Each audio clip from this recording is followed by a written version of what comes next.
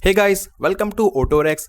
आज की इस वीडियो में काफ़ी इंपॉर्टेंट टॉपिक पे बात करने वाला हूँ, that is Skoda versus VW की कार्स में आपको क्या डिफरेंस देखने को मिलता है। हाँ, वैसे हम सोचे तो ऑलमोस्ट दोनों ब्रांड्स यहाँ पे एकदम ही सेम तरीके से वर्क कर रही हैं इंडिया में। जो इनका मैन्युफैक्चरिंग प्लांट है वो भी सेम है, तो दोनों कार्स में क्या ही डिफरेंस होगा, just like Slavia versus Virtus या फिर कुशाक वर्सेस टाइगुन। बट ऐसा बिल्कुल भी नहीं है, क्योंकि मैंने 1.5 साल स्कोडा स्लाविया चलाई 1 litre automatic mid variant, then उसके बाद मैंने स्विच कर लिया फॉक्सवैगन टाइगुन GT प्लस में। एंड यहाँ पे मैंने काफी सारे डिफरेंसेस नोटिस करे हैं रिगार्डिंग बिल्ड क्वालिटी। जो कार में छोटे छोटे पार्ट्स होते हैं उनमें भी, इसी के साथ service experience from service centre, in fact accessories की प्राइसिंग में भी आपको काफी डिफरेंस देखने को मिलने वाला है। सो ये वीडियो एंड तक जरूर से देख लेना, आई गारंटी आपके लिए बहुत ज्यादा इन्फॉर्मेटिव होने वाला है। ऐसे क्योंकि आज मैं आपको जो बातें बताने वाला हूँ प्योरली एक्सपीरियंस के बेसिस पे है, कोई भी थ्योरेटिकल नॉलेज नहीं है कि आपको वेबसाइट से पढ़ के मैंने बता दिया। तो सबसे पहले मैं बात करना चाहूंगा बिल्ड क्वालिटी की। अब ऑल तो दोनों ब्रांड्स की कार एक ही प्लांट में मैन्युफैक्चर होती है, बट उसके बाद भी आपको यहाँ पे एक डिफरेंस दिख जाएगा। सबसे पहले आप फॉक्सवैगन या फिर स्कोडा की कार की जैसे गेट ओपन करोगे, बंद करोगे,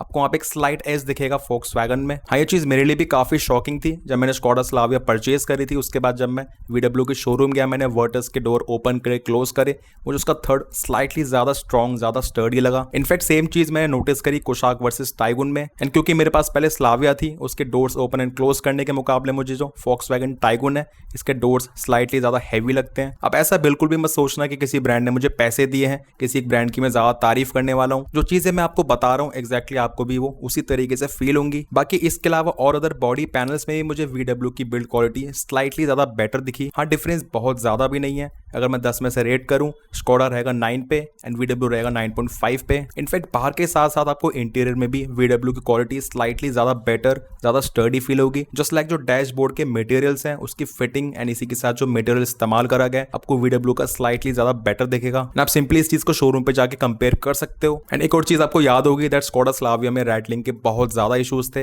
इनफैक्ट मेरी स्लाविया में भी मैं बहुत ज्यादा परेशान हो गया था। एक तो वो 3 सिलेंडर इंजन था, इस वजह से वहां पे एक बहुत ज्यादा ऐसे रैटलिंग नॉइज आती थी। एंड कार को थोड़ी देर ड्राइव करने के बाद जब इंजन थोड़ा साइलेंट स्मूथ होता था, उसके बाद फिर वो रैटलिंग नॉइज जाती थी। बल्कि इस तरह के रैटलिंग नॉइज के इश्यूज आपको वर्टस में काफी कम देखने को मिलेंगे। हाँ, ऐसा नहीं कि VW की कार्स एकदम ही परफेक्ट है, उसमें भी आपको कहीं ना कहीं किसी और जगह पर रैटलिंग देखने को मिलती है। जो टाइगुन है उसमें आपको डोर्स के अराउंड जो रबर बीडिंग देखने को मिलती है, उसमें आपको एक बहुत ज्यादा ऐसे स्क्वीकिंग नॉइज देखने को मिलती है।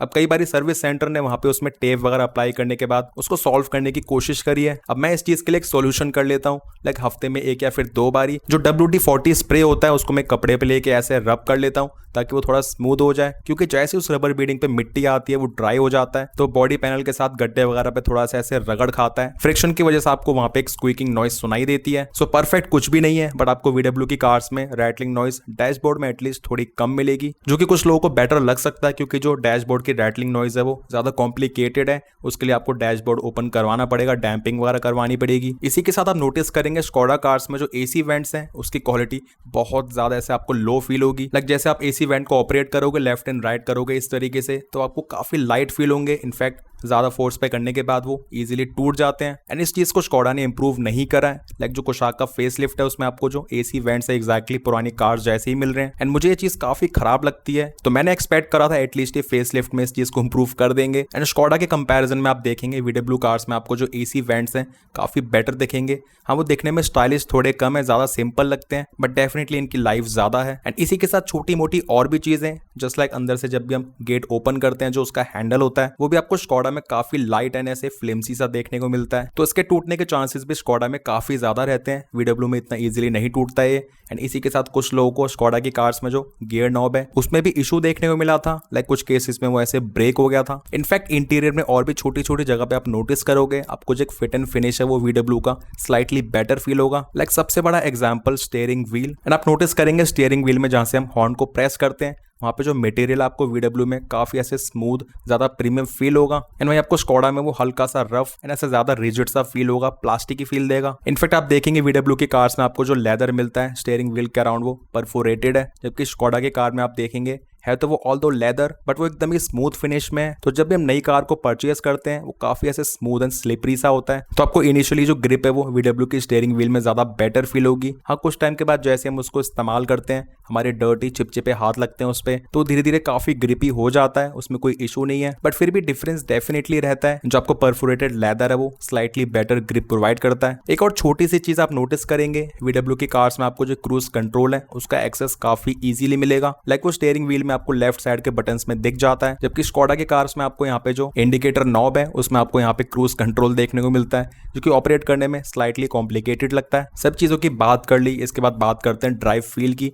इसमें भी आपको डेफिनेटली सेम तरह के कार्स में डिफरेंस मिलता ही है। लाइक पहले बात कर लेते हैं स्लाविया वर्सेस वर्टस। उसमें आपको मेन डिफरेंस मिलेगा सस्पेंशन की ट्यूनिंग का। VW की कार्स में आपको हमेशा सस्पेंशन स्लाइटली ज्यादा स्टिफ मिलते हैं, एंड वही स्कोडा की कार्स में आपको सस्पेंशन स्लाइटली सॉफ्टर मिलेंगे, जो कि बेसिकली सिटी राइड्स के लिए, गड्ढों वगैरह के लिए ज्यादा कंफर्टेबल फील होते हैं। अब ऐसा नहीं कि स्कोडा के सस्पेंशन बहुत ही ज्यादा सॉफ्ट हैं एंड आपको हाई स्पीड स्टेबिलिटी में ये कॉम्प्रोमाइज फील करवाएंगे। कॉम्पिटिशन के अदर कार्स के मुकाबले ये डेफिनेटली तब भी ज्यादा स्टिफ रहते हैं, बट इसके मुकाबले तब भी VW की कार्स में आपको हाई स्पीड पे ज्यादा बेटर लेन चेंजिंग, मतलब ज्यादा शार्प, ज्यादा क्विक, इनफैक्ट कॉर्नरिंग के टाइम पे भी आपको डिफरेंस फील होगा। अब मैंने इन चारों कार्स को काफी बारी ड्राइव करा हुआ है। मैं सिंपल सी बात बोलना चाहूंगा, सिटी ट्रैवल के लिए अगर कार में ज्यादा फैमिली ट्रैवल करती है उस केस में स्कोडा के सस्पेंशंस मुझे पर्सनली ज्यादा बेटर लगते हैं। इनफैक्ट हाईवे पे भी आपको जो छोटे मोटे गड्ढे या फिर बम्प्स होते हैं वो ऐसे डिस्कंफर्ट प्रोवाइड नहीं करेंगे एंड उसको इजिली एब्जॉर्ब कर लेते हैं एंड राइड करने की स्लाइटली ज्यादा कंफर्टेबल रहती है। बट इन केस अगर आपको कार को एकदम ही भगाना है एंड आपको अल्टीमेट हैंडलिंग एक्सपीरियंस चाहिए, देन आपको डेफिनेटली स्लाइट एज मिलेगा VW की कार्स में। एंड ऐसा केवल सेडान्स में नहीं है, SUVs में भी आपको ये सेम डिफरेंस दिखेगा। लाइक जो टाइगुन की हैंडलिंग है वो आपको स्लाइटली ज्यादा शार्प, ज्यादा कॉन्फिडेंस इंस्पायरिंग दिखेगी एज कम्पेयर टू कुशाक। हाँ, आपको ये डिफरेंस कितना फील हो पा रहा है वो आप यहाँ पे टेस्ट कर सकते हो टेस्ट ड्राइव में,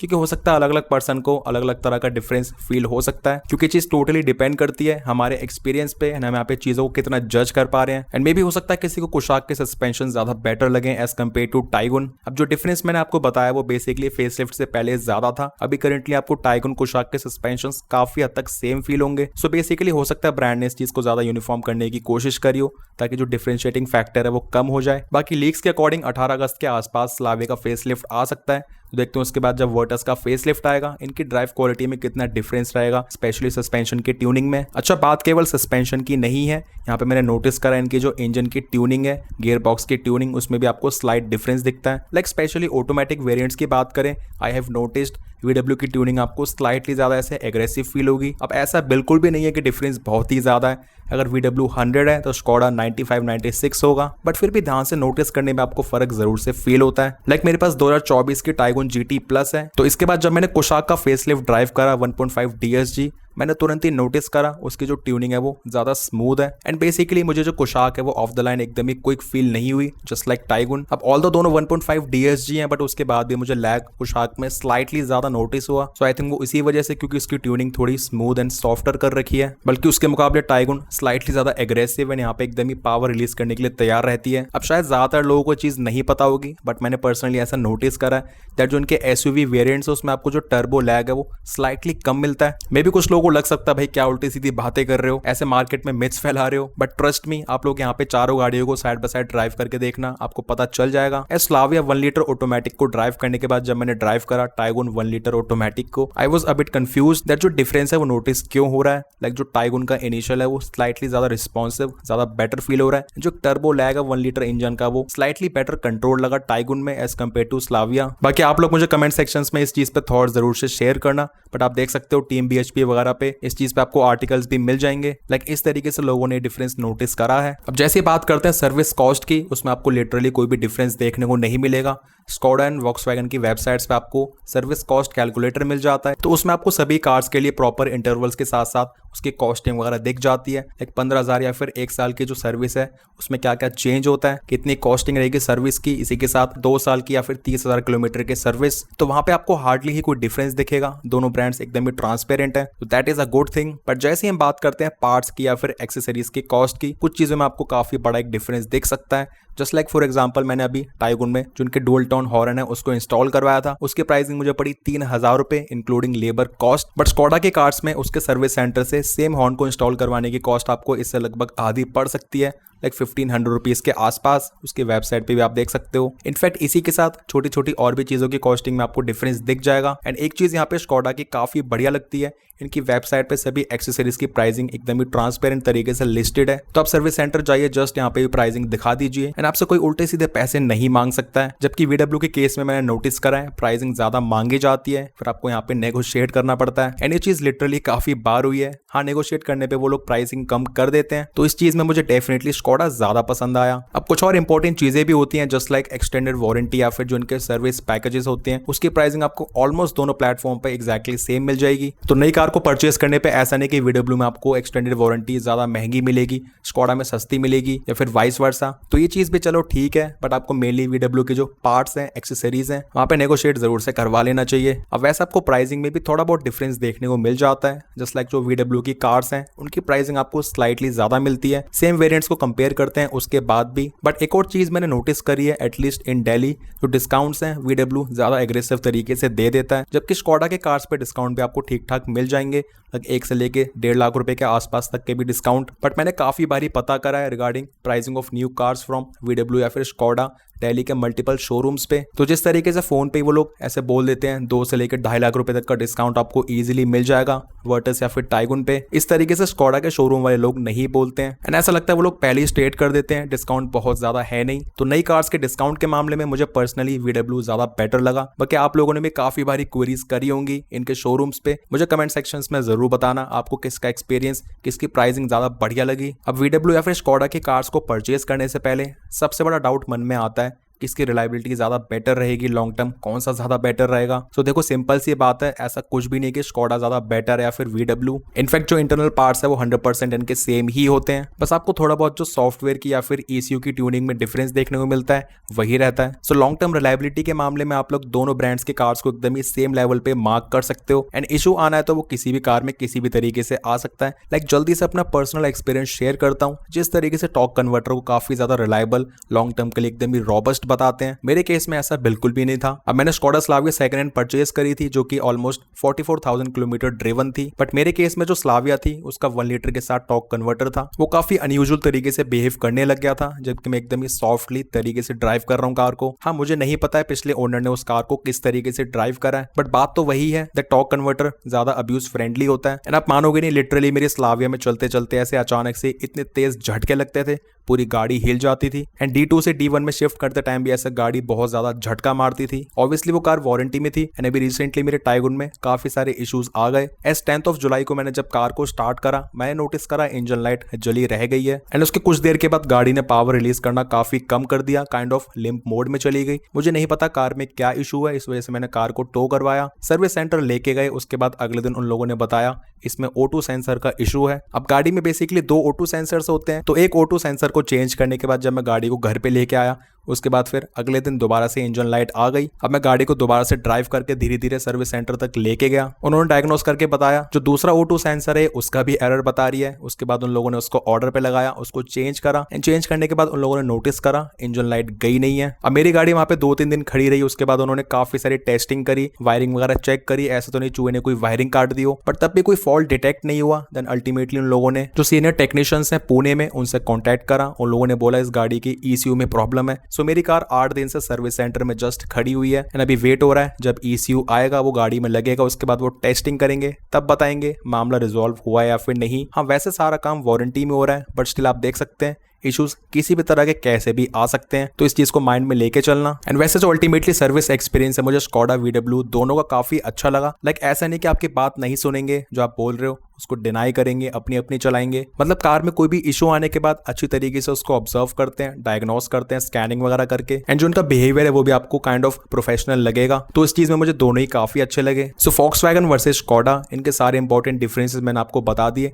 जो कि मैंने पर्सनली एक्सपीरियंस करे हैं, नोटिस करे हैं। बट फिर भी मेरे हिसाब से आपको मेरी या फिर किसी और की बातों में आके किसी एक कार को परचेज नहीं करना चाहिए जस्ट आप सिंपली टेस्ट ड्राइव करिए। अगर आपको सेडान परचेज करनी है, आप स्कोडा की स्लाविया, फोक्सवैगन की वर्टस दोनों ड्राइव करो। आपको जिसके साथ ज्यादा कनेक्ट फील हो रहा है, जो ज्यादा बेटर लग रही है आपके यूज के हिसाब से, लाइक शहर में जिस तरीके से आपको गड्ढे मिलते हैं उसके हिसाब से आपको राइड कंफर्टेबल स्लाविया की ज्यादा बेटर लग रही है, फैमिली को ट्रैवल करवाना है, या फिर आपको कार को ड्राइव करते हुए जो स्लाइटली बेटर कनेक्ट सस्पेंशन की वजह से शार्पर हैंडलिंग वर्टस की ज्यादा बेटर लग रही है। ये चीज टोटली आप पे डिपेंड करती है। आपको ये कोई भी नहीं बता सकता है कौन सी कार आपको परचेज करनी चाहिए। एंड सिमिलरली एसयूवीज परचेज करनी है तो टाइगोन एंड कोशाक दोनों की टेस्ट ड्राइव करना, किसका इंटीरियर आपको बेटर अपीलिंग लग रहा है, किसकी वाइब्स आपके साथ ज्यादा कनेक्ट हो रही है। एंड सच में ये चीज मैटर कर जाती है, लेकिन इनके इंटीरियर्स में डिफरेंस इतना है कि आपका डिसीजन मेकिंग चेंज भी कर सकते हैं। एंड ऐसा बिल्कुल भी नहीं कि गाड़ियां बहुत ज्यादा सेम है, आंख बंद करके कुछ भी परचेज कर लो। चलो ब्रांड एंड कार तो डिसाइड कर ली, उसके बाद दिमाग में डाउट आता है 1 लीटर परचेज करूं या फिर 1.5 लीटर। सो जल्दी से आपको इन दोनों के बीच में डिफरेंसेस समझा देता हूं। सिंपल सी बात है, 1 litre is 3 cylinder and 1.5 litre is 4 cylinder. So 1.5 litre engine आपको चलाने में ज्यादा smooth,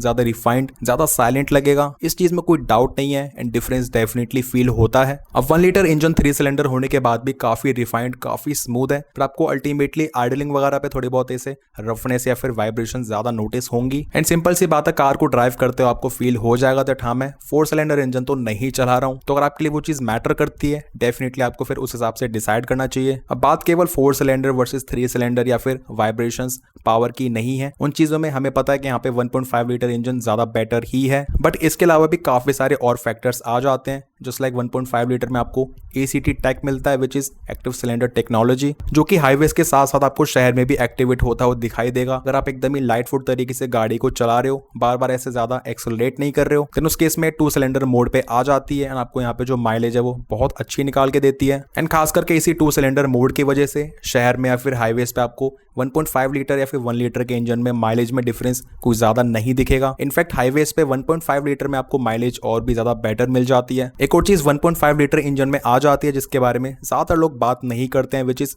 variable turbocharger geometry. Like आसान भाषा में समझाऊं तो 1.5 लीटर में आपको जो टर्बोचार्जर मिलता है वो ज्यादा एडवांस, ज्यादा बेटर टेक ओरिएंटेड है, जिसकी वजह से कहीं ना कहीं आपको जो लो एंड टॉर्क है वो ज्यादा बेटर मिल जाता है। एंड आपको अल्टीमेटली जो टर्बो लैग है वो बहुत ही ज्यादा कम नोटिस होता है 1.5 लीटर इंजन में। एंड स्पेशली ये चीज आपको शहर में बहुत बेटर लगेगी ड्राइव करने में, जबकि इसके मुकाबले 1 लीटर इंजन में आपको टर्बो लैग डेफिनेटली ज्यादा नोटिस होगा। अब सुनने में चीज काफी छोटी लगती है, बट जिस तरीके से हम रोज कार को ड्राइव करते हैं, हम गाड़ी को 5-6 साल तक तो कम से कम रखने ही वाले हैं, तो इतने लंबे टाइम में आपको यहाँ पे टर्बो लैग थोड़ा इरिटेट कर सकता है शहर में। जबकि 1.5 लीटर इंजन की ड्राइव आपको शहर में काफी स्मूथ, एकदम ही एफर्टलेस लगेगी, लो एंड्स पे भी। अच्छा, सेम कार में आपको इंजन के अलावा और भी चीजों में डिफरेंस फील होगा। जस्ट लाइक फॉर एग्जांपल मैं देख लेता हूँ नई वाली कोशाक को, अगर हम कंपेयर करते हैं 1 लीटर या फिर 1.5 लीटर को, तो आपको 1.5 लीटर के जो सस्पेंशन है ज्यादा मेच्योर, ज्यादा बेटर फील होंगे, यानी हल्के से ज्यादा स्टिफ साइड पे भी होते हैं 1.5 लीटर की परफॉर्मेंस को हैंडल करने के लिए। इसी के साथ यहाँ पे जो उसका स्टीयरिंग है आपको हल्का सा ज्यादा स्टिफ फील होगा। अब क्योंकि 1.5 लीटर इंजन ज्यादा बड़ा है, ज्यादा हैवी है, so that is why bonnet वाले एरिया में ड्राइव करते हुए भी आपको ये चीज फील हो जाती है दैट 1 लीटर आपको स्लाइटली आगे से थोड़ा सा हल्का, ज्यादा निम्बल लगता है। एंड शहर वगैरह में थोड़ा बहुत कट लेने में या फिर जिगजैग में आपको ज्यादा कंफर्टेबल फील होगा,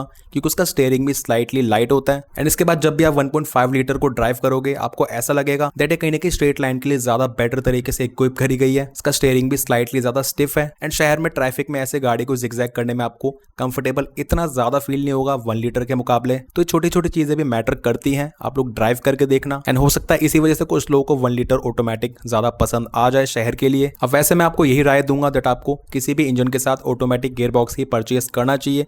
एक्सटेंडेड वारंटी ले लेना, 6 साल तक एकदम पीस ऑफ माइंड के साथ गाड़ी को ड्राइव करो। एंड बेसिकली यहाँ पे जो उनका 8 स्पीड ऑटोमेटिक टॉर्क कन्वर्टर है वो पहले से काफी ज्यादा बेटर हो चुका है, ये ज्यादा फ्यूल एफिशिएंट है। इसी के साथ इसमें आपको जो लैग है वो काफी कम मिलता है, स्पेशली जो इनिशियल लैग है गाड़ी को जैसे न्यूट्रल से ड्राइव मोड पे शिफ्ट करते हैं, उसके बाद जब कार क्रीप करती है एंड क्रीप करने के साथ साथ जैसे हम एक्सेलरेटर को प्रेस करते हैं तो उसके बीच में एक टर्बो लैग आपको नोटिस होता था 6 स्पीड ऑटोमेटिक में। एंड ये चीज 8 स्पीड में काफी बेटर इंप्रूव्ड है। आपको यहाँ पे जो मोशन है वो काफी लीनियर फील होगा। एंड आपको ऐसा फील नहीं होगा कि हाँ क्रीप मोड के बाद यहाँ पे एक टर्बो लैग है, उसके बाद पावर आ रही है। तो अल्टीमेटली कहने का मतलब यही है दैट यहाँ पे जो ड्राइव क्वालिटी वो इंप्रूव करी गई है। इसी के साथ जो किक डाउन एक्सेलरेशन है, लाइक जैसे हम कार को नॉर्मली ड्राइव कर रहे हैं, हमें अचानक से ओवरटेक करना है तो उसका रिस्पॉन्स भी आपको 8 स्पीड टॉर्क कन्वर्टर में ज्यादा बेटर मिलेगा। 6 स्पीड में आपको एक लैग एंड डिले ज्यादा नोटिस होता था। अब जो 7 स्पीड DSG है उसकी तो बात एकदम ही अलग है। उसके शिफ्ट आपको नोटिस भी नहीं होंगे एंड जिस तरीके से आपको उसका रिस्पॉन्स मिलता है किक डाउन एक्सेलरेशन, उसका कोई भी मैच नहीं है। इनफैक्ट अपने टाइगन को ड्राइव करते हुए मुझे यहाँ पे केवल गियर चेंज होते हुए दिखते हैं 1 2 3, बट फील बिल्कुल भी नहीं होता कि गियर चेंज भी हो रहे हैं। सो अगर मैं DSG के परफॉर्मेंस को यहाँ पे रेट करता हूँ एंड इसके मुकाबले 6 स्पीड ऑटोमेटिक टॉर्क कन्वर्टर को यहाँ पे, तो यहाँ पे जो 8 स्पीड टॉर्क कन्वर्टर है वो कहीं ना कहीं इनके मिड में आ चुका है एंड जो इसके एंड DSG के बीच में गैप है वो काफी कम है पहले के मुकाबले, तो that is a really good thing. So in case अगर आपका बजट नहीं है या फिर आप स्पेशली किसी कार का मिड वेरिएंट परचेस करना चाहते हो, जो कि मेरे हिसाब से काफी वैल्यू फॉर मनी रहता है, जस्ट लाइक फोक्सवैगन में हाईलाइन या फिर हाईलाइन प्लस या फिर स्कोडा की कार्स में सिग्नेचर या फिर स्पोर्टलाइन, देन तो कोई इशू की बात है ही नहीं। आप डेफिनेटली 1 लीटर ऑटोमेटिक परचेस कर लो, काफी बढ़िया एक्सपीरियंस रहेगा। अच्छा, एक और चीज यहाँ पे नोटिस करने वाली है दैट जो 1.5 DSG वेरिएंट्स हैं इनके पार्ट्स की कॉस्टिंग भी ज्यादा है। जस्ट लाइक जो इनके फ्रंट के डिस्क रोटर्स हैं उनका साइज ज्यादा बड़ा है 1 लीटर के मुकाबले, तो ये ज्यादा महंगी आती है। इसके ब्रेक पैड्स भी ज्यादा बिग साइज के हैं, तो उसकी कॉस्ट भी ज्यादा रहती है। इनफैक्ट अभी फेस लिफ्ट में टाइगन एंड कोशाक में आपको जिस तरीके से बैक में भी रियर डिस्क मिल चुकी है, तो उसका मेंटेनेंस भी ऑब्वियसली ड्रम के मुकाबले ज्यादा ही रहेगा लॉन्ग टर्म में। एंड बाकी जितनी भी और चीजें होती हैं जस्ट लाइक बैटरी की कॉस्ट, फ्यूल इंजेक्टर्स हैं, मतलब जब तक वारंटी है तब तक तो एकदम ही ठीक है, वारंटी में चीजें चेंज हो जाएंगी, बट आफ्टर वारंटी 1.5 डेफिनेटली ज्यादा महंगी पड़ेगी। एंड यहाँ पे 3 सिलेंडर वर्सेस 4 सिलेंडर का डिफरेंस भी थोड़ा बहुत रहता है। Just like 3 cylinder 1 litre engine में 3 स्पार्क प्लग्स हैं एंड 4 सिलेंडर में 4। एंड अगर बाद में out of warranty fuel injectors का काम आता है तो उस केस में भी यहाँ पे 1.5 लीटर में 4 फ्यूल इंजेक्टर्स डलेंगे। जस्ट लाइक 1.5 लीटर इंजन में जो फ्यूल इंजेक्टर्स हैं चारों की कॉस्ट मिला के लगभग 70,000 रुपए है एंड लेबर कॉस्ट अलग से। एंड इसके मुकाबले 1 लीटर इंजन में डेफिनेटली कॉस्ट भी कम है एंड इंजेक्टर्स केवल 3 डलेंगे। सो अल्टीमेटली लॉन्ग टर्म में जो मेंटेनेंस है वो 1 लीटर का आपको कम ही देखने को मिलेगा। एंड स्पेशली इस तरीके से जो लॉन्ग टर्म मेंटेनेंस है वो भी काफी सारे लोगों को मैटर करता है। लाइक कुछ लोगों की ऐसी सोच होती है गाड़ी को 4 से लेकर 5 साल तक इस्तेमाल करूंगा अंडर वारंटी, उसके बाद सेल कर दूंगा क्योंकि बाद के खर्चे मुझे नहीं चाहिए। बट कुछ लोग ऐसा सोचते हैं जब गाड़ी को मैं 7 8 या फिर 10 साल तक भी इस्तेमाल करने की कोशिश करूंगा, देन उस केस में ऑब्वियसली फिर 1 लीटर इंजन आपको अपनी तरफ ज्यादा अट्रैक्ट करेगा। अच्छा, एक और चीज यहाँ पे हो जाती है दैट इज पार्ट्स की अवेलेबिलिटी। लाइक जो बेसिक चीजें होती हैं जस्ट लाइक ब्रेक पैड्स या फिर O2 सेंसर्स, हर चीज आपको ऑर्डर पे ही मंगवानी पड़ती है 1.5 लीटर के लिए। चलो O2 सेंसर तो दूर की बात है, जो बेसिक ब्रेक पैड्स होते हैं उसको भी आने में लगभग 1 हफ्ता लग गया था मेरे टाइगन के लिए, जबकि पिछले साल जब मैंने स्लाविया में ब्रेक पैड्स डलवाए थे मुझे तुरंत ही मिल गए थे क्योंकि वो 1 लीटर थी। तो 1.5 लीटर इंजन के साथ ये गाड़ियां काफी कम बिकती हैं, तो इसी वजह से 1.5 लीटर के पार्ट्स भी ऑर्डर पे आते हैं एंड आपको कई बार काफी अच्छा खासा वेट करना पड़ सकता है। बाकी कौन सी कार परचेज करनी है, कौन सा इंजन परचेज करना है, किसमें आपको ड्राइव करके ज्यादा मजा आ रहा है, वो टोटली आपकी चॉइस है। एंड हमें ऑलरेडी पता है जो VW या फिर स्कोडा के बायर्स होते हैं वो इतना दिमाग लगाते नहीं है, उनको जस्ट ड्राइव क्वालिटी चाहिए, एक्सपीरियंस चाहिए। एंड जिसको अगर 1.5 लीटर DSG पसंद आ गया वो फिर उसको खरीद ही लेगा, उसमें कोई डाउट ही नहीं है। एंड जिसका बजट 15-16 लाख रुपए के आसपास ही है फिर वो 1 लीटर ऑटोमेटिक ही लेगा। बट स्पेशली जो नए बायर्स हैं जिनको यहाँ पे कुछ भी नहीं पता इन कार्स के बारे में, स्पेशली उन लोगों के लिए मैंने ये वीडियो बना दी। आपको ये वीडियो कैसी लगी है कमेंट सेक्शंस में जरूर बताना and make sure to like this video. इसी तरह के और वीडियोस के लिए सब्सक्राइब कर लीजिए हमारे चैनल ऑटो रेक्स को। मिलते हैं मेरे नेक्स्ट वीडियोस में, टिल देन टेक केयर।